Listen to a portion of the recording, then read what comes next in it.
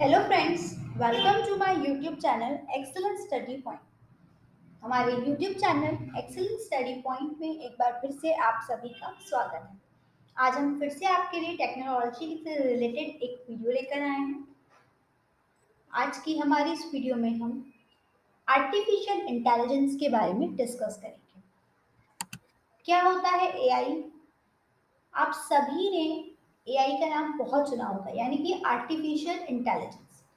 पर एक्चुअली में क्या ज़रूरत पड़ी आर्टिफिशियल इंटेलिजेंस की, और ये होता क्या है, क्या क्या एप्लीकेशंस हैं इसकी, और इसका टेक्नोलॉजी की फील्ड में क्या योगदान है, ये सभी कुछ आज की हमारी इस वीडियो में हम कवर करेंगे। लेकिन उससे पहले, अगर अभी तक आपने हमारे चैनल एक्सेलेंट स्टडी पॉइंट को सब्सक्राइब नहीं किया है तो हमारे चैनल को सब्सक्राइब ज़रूर करें, ताकि आपको हमारी वीडियो से जुड़ी सभी लेटेस्ट अपडेट्स मिलती हैं। आर्टिफिशियल इंटेलिजेंस ये होता क्या है, सबसे पहले तो ये जानते हैं। To make it simple, artificial intelligence is intelligence exhibited by a machine. तो साधारण भाषा में अगर हम जाने तो आर्टिफिशियल इंटेलिजेंस एक्चुअली में क्या होता है, किसी भी मशीन की इंटेलिजेंस, यानी कि किसी भी मशीन की बुद्धिमत्ता को हम कहते हैं आर्टिफिशियल इंटेलिजेंस। जैसे कि ह्यूमन ब्रेन होता है, ह्यूमन ब्रेन में जो भी इंटेलिजेंसी है वो इनबिल्ट होती है उसमें, उसे अलग से बनाया नहीं गया है। ये सभी ह्यूमंस में अलग अलग होती है। लेकिन मशीन में जो इंटेलिजेंसी डाली जाती है वो इनबिल्ट नहीं होती, उसे बनाया जाता है आर्टिफिशियल। इसीलिए यहाँ पर इसे कहते हैं artificial intelligence.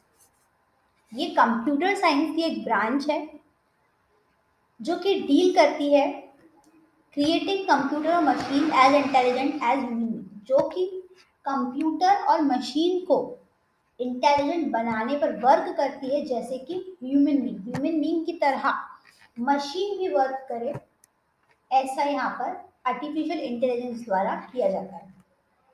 The term was coined in 1956 by John McCarthy at the Dartmouth Conference, Massachusetts institute of technology. अब यहाँ पर सबसे पहले जो एआई टर्म है ये 1956 में जॉन मैकार्थी द्वारा डर्थ माउथ कॉन्फ्रेंस में यहाँ पर स्टार्ट किया गया था पहला बार ये शब्द। It is a simulation of human intelligence process such as learning, the acquisition of information and rules for using the information, reasoning and self correction by machine, especially computer system। अब यहाँ पर जो ह्यूमन इंटेलिजेंस प्रोसेस होती है, यानी कि जो जो ह्यूमन कर सकते हैं, ह्यूमन क्या क्या कर सकते हैं, सबसे पहले तो वो लर्निंग कर सकते हैं, इसके अलावा रीजनिंग सॉल्व कर सकते हैं, इसके अलावा सेल्फ करेक्शन कर सकते हैं। तो ये सभी कुछ मशीन भी कर सके, ऐसा उसे तैयार किया गया। Nowadays, it has become an umbrella term which encompasses everything from robotic process automation to actual robotics।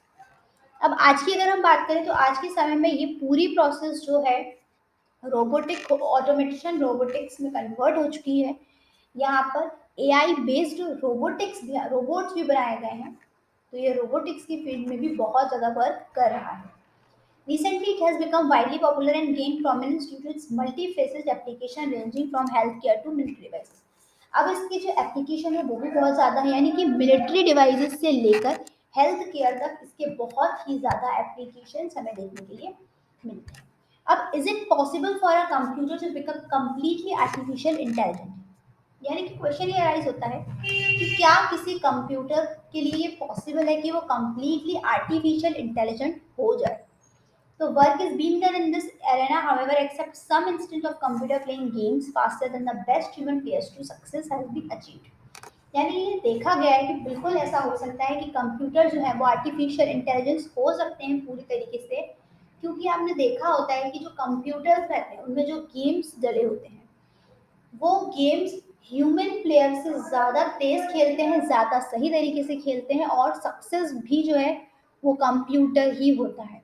यानी कि कंप्यूटर और ह्यूमन अगर एक गेम प्ले कर रहे हैं, एक टीम कंप्यूटर प्ले कर रहा है और एक टीम ह्यूमन, तो डेफिनेटली यहाँ पर विनिंग टीम कंप्यूटर ही होती है। तो डेफिनेटली ये भी कह सकते हैं आप कि वो ह्यूमन से ज़्यादा इंटेलिजेंट है, क्योंकि वो कम्प्लीटली आर्टिफिशियल इंटेलिजेंट बन चुका होता है। For example, in May 1997 an IBM super computer called Deep Blue defeated world chess champion Garry Kasparov in a chess match. अब यहाँ पर एक एग्जाम्पल भी देखा जा सकता है कि 1997 में जो IBM का सुपर कंप्यूटर था जिसका नाम था डीप ब्लू, उसने वर्ल्ड चेस चैंपियन जो थे गैरी कैस्पेरो, उन्हें चेस मैच में हराया था। तो यहाँ आप डेफिनेटली ये बात अब तो क्लियरली कह सकते हैं कि कंप्यूटर आर्टिफिशियल इंटेलिजेंट हो सकता है, क्योंकि वहाँ यहाँ पर वो एक ह्यूमन को रिप्लेस कर रहा है। ह्यूमन की इंटेलिजेंस जो वर्ल्ड चेस चैंपियन था उसे भी यहाँ पर हरा दिया कंप्यूटर ने, तो इतना इंटेलिजेंट उसे बनाया गया। Another recent examples of 2016 is AlphaGo, a program driven by Google's DeepMind AI has won Korean League Saddle, one of Go's most dominant player। यानी कि एक और एग्जाम्पल है 2016 में जो अल्फागो एक प्रोग्राम होता है तो गूगल्स डीप माइंड का, वो एआई बेस्ड था। तो यहाँ पर उसने कोरियन लीग सैडल को हराया। तो यहाँ पे कई ऐसे एग्जांपल्स हैं जो ये बताते हैं कि गेमिंग में भी ह्यूमंस को कंप्यूटर्स हरा सकते हैं। What is the philosophy and ethics of artificial intelligence? अब आर्टिफिशियल इंटेलिजेंस की क्या फिलॉसफी होती है और क्या एथिक्स होते हैं? The research and development of AI started with the intention of creating intelligence in machines that we find and regard high in humans, thus answering the big questions which is, can machine think and behave like humans too? यानी कि यहाँ पर artificial intelligence के पीछे philosophy ethics ये है, इसे शुरू ये सोचकर किया गया था, इसका रिसर्च और डेवलपमेंट जब किया गया था एआई का, तो उन्होंने ये चाहा कि जो मशीन है वो इतनी इंटेलिजेंट हो जैसे कि ह्यूमन बीइंग होते हैं। लेकिन अब इस चीज़ का आंसर ये है, यहाँ से एक बहुत बड़ा क्वेश्चन अराइज हुआ, क्या मशीन वैसे ही सोच सकती है जैसा ह्यूमन सोचते हैं, या फिर मशीन वैसा ही बिहेव कर सकती है क्या जैसा एक ह्यूमन बीइंग करते हैं? तो three main philosophical question related to artificial intelligence. अब यहाँ पर जब ये चीज़ कही गई तो यहाँ से तीन मेन क्वेश्चन निकल कर आते हैं। Are they dangerous to humanity? How can we ensure that machines behave ethically and that they are used ethically? यानी कि क्या ये ह्यूमैनिटी के लिए डेंजर है? Is artificial general intelligence probable? Can a machine decipher any problem that a human being can solve using intelligence? Or are there hard boundaries to what a machine can accomplish? It is possible for a machine to have a mind, consciousness, and mental states in exactly the same sense that human beings do. Can a machine being sentiment and thus deserve certain rights? Can a machine intentionally cause harm? यानी पहला question तो ये arise हुआ philosophically, क्या ये humanity के लिए dangerous हो सकती है? दूसरा ये अराइज हुआ कि यहाँ पर जैसे कि ह्यूमन बीइंग, अब मशीन में कोई प्रॉब्लम हो जाती है तो उसे सॉल्व कौन कर रहा है? उसे तो सॉल्व एक ह्यूमन बीइंग ही कर रहा है। तो फिर ये ह्यूमन बीइंग से ज़्यादा कैसे इंटेलिजेंट हो सकती है? क्या ये मशीन खुद की प्रॉब्लम सॉल्व कर सकती है? अगर इसमें कोई डिफेक्ट आ जाता है तो नहीं कर सकती। Answer is no. लेकिन क्या ये कहा गया कि मशीन्स के पास माइंड होता है, उनमें कॉन्शियसनेस होती है, उनका मेंटल स्टेट होता है, ठीक वैसे ही जैसा एक ह्यूमन बीइंग का हो सकता है? क्या वो वैसे ही बिहेव करेंगे जैसा एक ह्यूमन बीइंग करता है? क्या मशीन में सेंटेंट हो सकते हैं? क्या उनके भी अधिकार होंगे? या फिर ये मशीन हमें इंटेंशनली हार्म कर सकती है? तो यहाँ पर जवाब ये है कि अब टेक्नोलॉजी इतनी ज़्यादा इंक्रीज हो गई है कि जो रोबोट बनाए जा रहे हैं, पहले उनमें इमोशंस नहीं हुआ करते थे, पर अब ऐसे बना रहे हैं जिनमें कॉन्शियसनेस भी है, मेंटल स्टेट भी उनकी वर्किंग है और उनमें इमोशंस भी है। अब यहाँ पर आर्टिफिशियल इंटेलिजेंस टेक्नोलॉजी के क्या क्या एग्जाम्पल्स, यानी कहाँ कहाँ यूज हो रहा है? पहला तो रोबोटिक प्रोसेस ऑटोमेशन में। Automation is the process of making a system और process function automatically. Robots can be a program to program high volume repeatable tasks normally performed by humans, and further it is different from IT automation because of its agility and adaptability to the changing circumstances। अब यहाँ पर robotics process automation क्या है? तो automation एक ऐसी process है जिससे कि एक सिस्टम तैयार किया जाता है जो कि अपने आप ऑटोमेटिकली वर्क करता है, उसे हम ऑटोमेशन कहते हैं।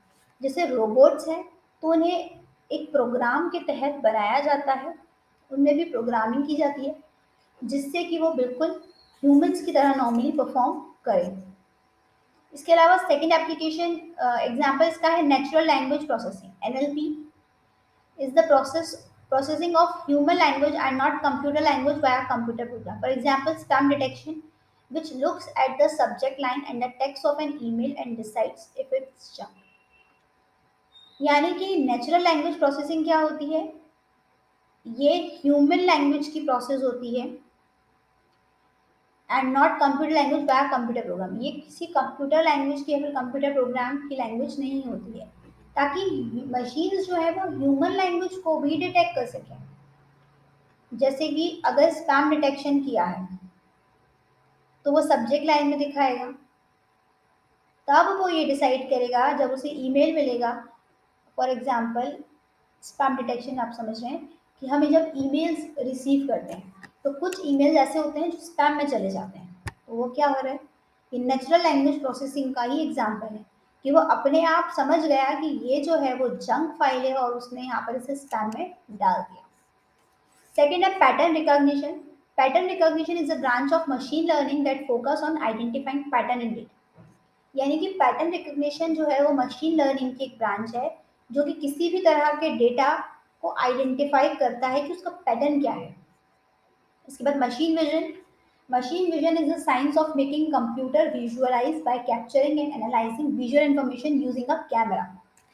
यहाँ मशीन विजन क्या है, यहाँ पर ये साइंस की ब्रांच है और यहाँ पर जो कंप्यूटर हैं उन्हें और कुछ इंफॉर्मेशन को विजुअलाइज और एनालाइज किया जाता है कैमरा की मदद से। ये एनालॉग टू डिजिटल कन्वर्जन करता है। डिजिटल सिग्नल प्रोसेसिंग यानी कि डीएसपी जो है वो यहाँ पर मेनली यूज होता है। It is often compare to human eyesight but machine vision is not bounded by biology, can be program to see through walls.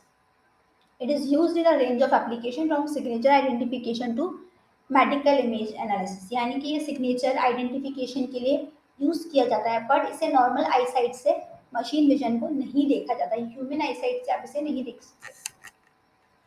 इसके बाद मशीन लर्निंग क्या होता है, तो machine learning field of study that gives computer the ability to learn without being explicitly program. Deep learning is a subset of machine learning and can be thought of as the automation of predictive analytics.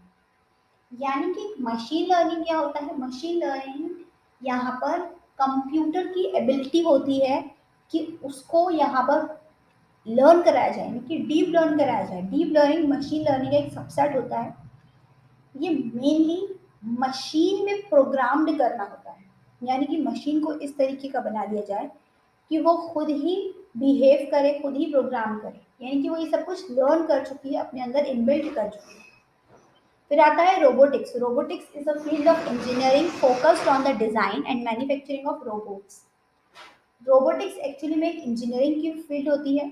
ये focus करती है robots के design और manufacturing पे कि किस तरीके से ये परफॉर्म करेंगे टास्क, क्या क्या डिफ़िकल्ट चीज़ें आएंगी, किस तरीके से ह्यूमन बिहेव करते हैं उसी तरीके से यहाँ पर रोबोट को भी परफॉर्म करना। इसके अलावा आर्टिफिशियल इंटेलिजेंस की एप्लीकेशन किस किस फील्ड में है, तो हेल्थ केयर में भी है, बिजनेस में भी है, एजुकेशन में भी है। एजुकेशन में आप देखेंगे कि जो फॉरेन कंट्रीज हैं वहाँ पर बड़े बड़े इंस्टीट्यूट में रोबोट्स टीचिंग देते हैं। फाइनेंशियल सेक्टर में, लीगल सेक्टर में, मैन्युफैक्चरिंग में इंटेलिजेंट रोबोट्स डेफिनेटली, गेमिंग में भी, स्पीच रिकॉग्निशन में और साइबर सिक्योरिटी, इन सभी में आजकल एआई बहुत ही इम्पोर्टेंट है। What are the downsides and risk of artificial intelligence. अब यहाँ पर क्या क्या डाउनसाइड्स हैं और क्या क्या रिस्क हैं जो आर्टिफिशियल इंटेलिजेंस में हो सकती है। तो the decrease in the demand for human labour. अब यहाँ पर ये कहना बहुत ही छोटा होगा कि यहाँ पर जो ह्यूमंस हैं उनकी डिमांड कम होती जा रही है। अगर हम टेक्नोलॉजी को इंक्रीज कर रहे हैं तो डेफिनेटली यहाँ ह्यूमन नीड्स तो कम हो ही रही हैं।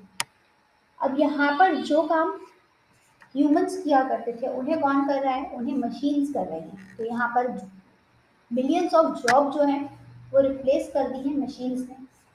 इसके बाद existential risk. Stephen Hawking has once said the development of full artificial intelligence could spell the end of the human race. Once human develop artificial intelligence, it will take off on its own and redesign itself at an ever increasing rate. Humans who are limited by slow biological evolution could not compete and would be superseded. यहाँ पर Stephen Hawkins जो एक scientist थे, उन्होंने ये कहा था कि जब पूरी तरीके से आर्टिफिशियल इंटेलिजेंस को डेवलप कर दिया जाएगा तो ह्यूमन खुद को ही खो देगा। तो डेफिनेटली ऐसा ही हो रहा है। जहाँ जहाँ मशीन यूज हो रही है वहाँ पे ह्यूमंस का यूज अब नहीं किया जा रहा। जो काम ह्यूमंस किया करते थे अब वो मशीन्स कर रही हैं।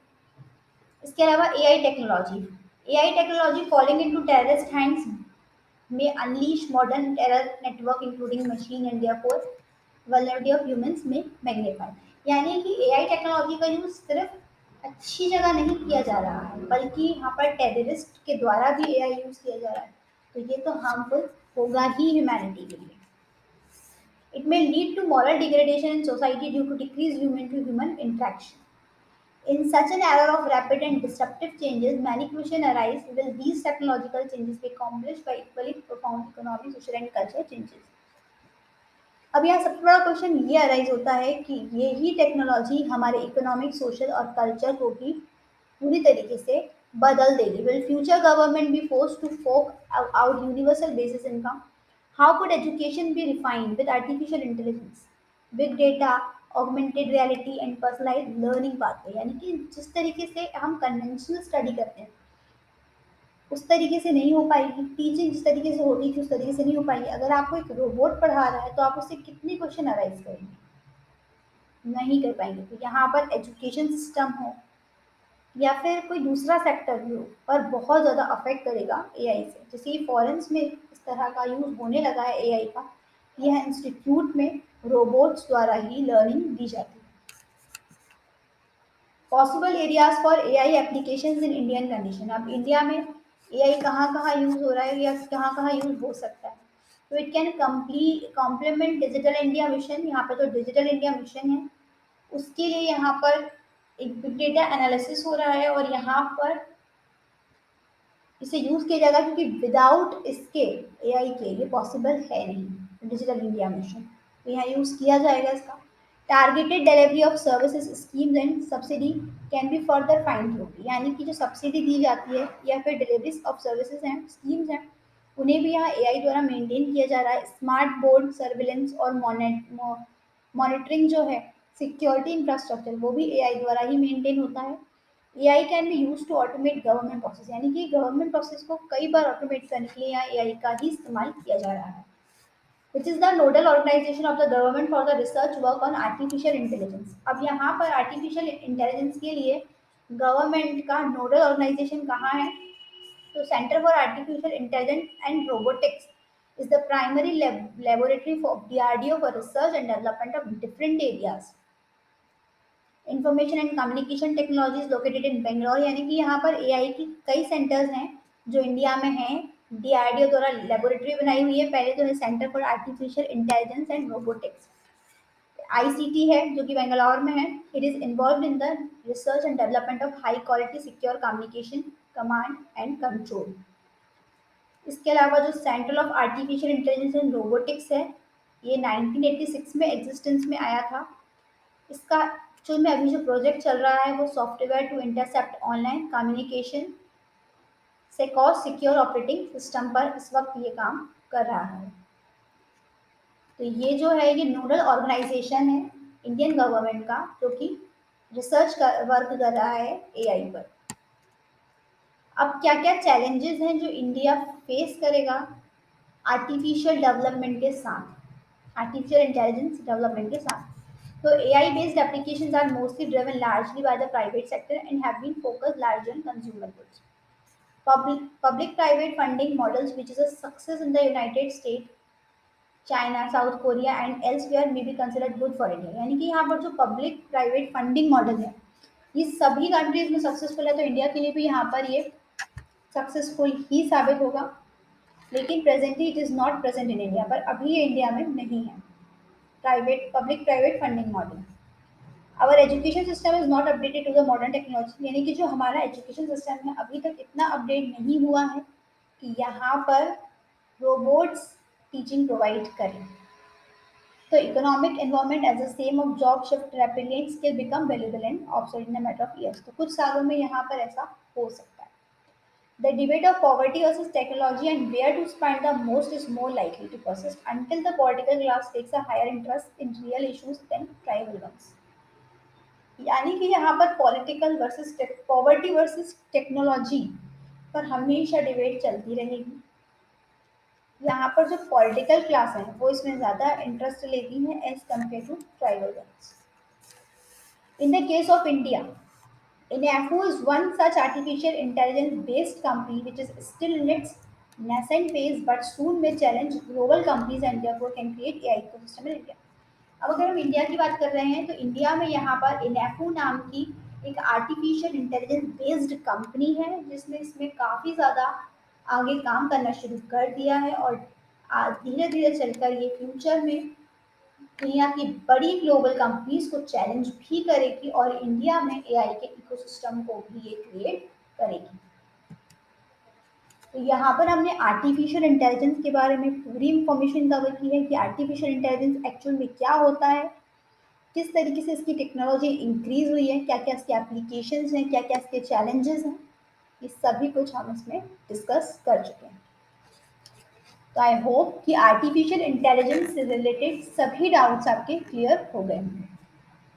आज की वीडियो में बस इतना ही। अगर आपको हमारी वीडियो पसंद आई हो तो इसे लाइक करें, शेयर करें अपने दोस्तों के साथ और हमारे चैनल एक्सीलेंट स्टडी पॉइंट को सब्सक्राइब करें ताकि आपको हमारी वीडियोस से जुड़ी सभी लेटेस्ट अपडेट्स मिलती रहें। Thank you.